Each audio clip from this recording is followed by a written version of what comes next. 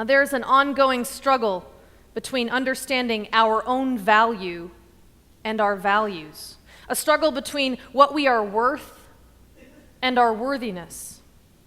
Like in the parable in Matthew, everyone is both a beggar and a rich man. Everyone has needs and has gifts. And within the context of every single conversation, every contact that we have with another human being, someone is saying, I need you.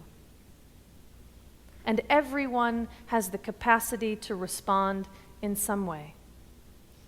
Now, in order to respond in a way that's healthy for us and for the other person, we have to value ourselves enough to have our own boundaries and to know what is at the core of our own life. I want to tell you a story about a man who thought that he could give his life away. In January of 2007, Mikael Holt made the news by offering his life for sale on eBay. He offered his name, phone number, all of his worldly possessions, and his circle of friends to the highest bidder.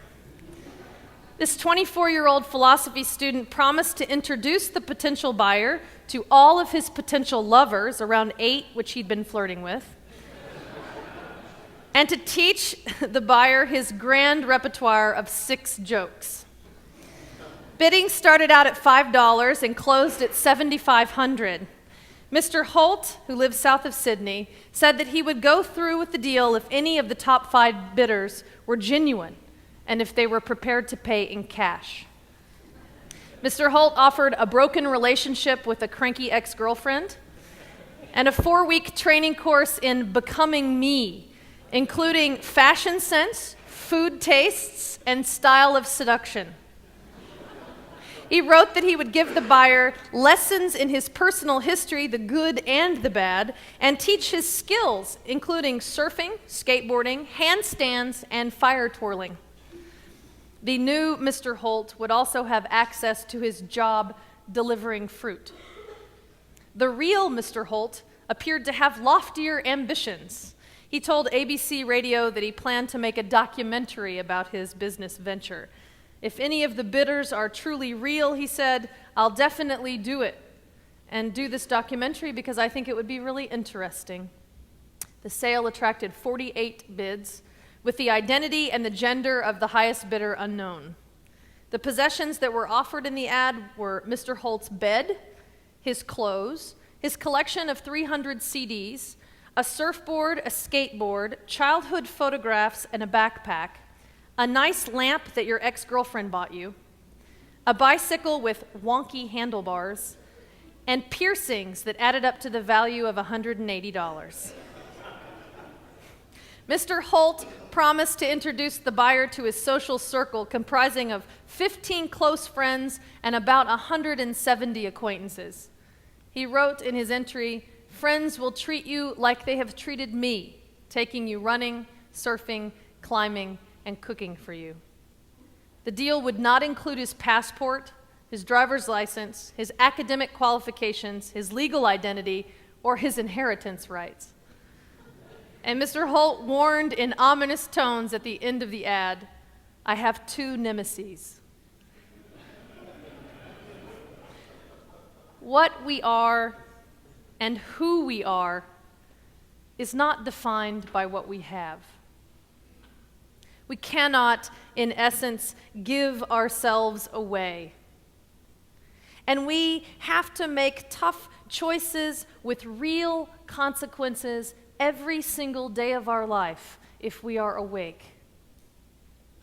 I have been paralyzed before at the gas pump and its consequences, and in my own home by the privilege that Jill and I have in this country of being able to buy a home and have an education and jobs that we love. I have been paralyzed by my own awareness of the difference between my own wants and what are actually my own needs.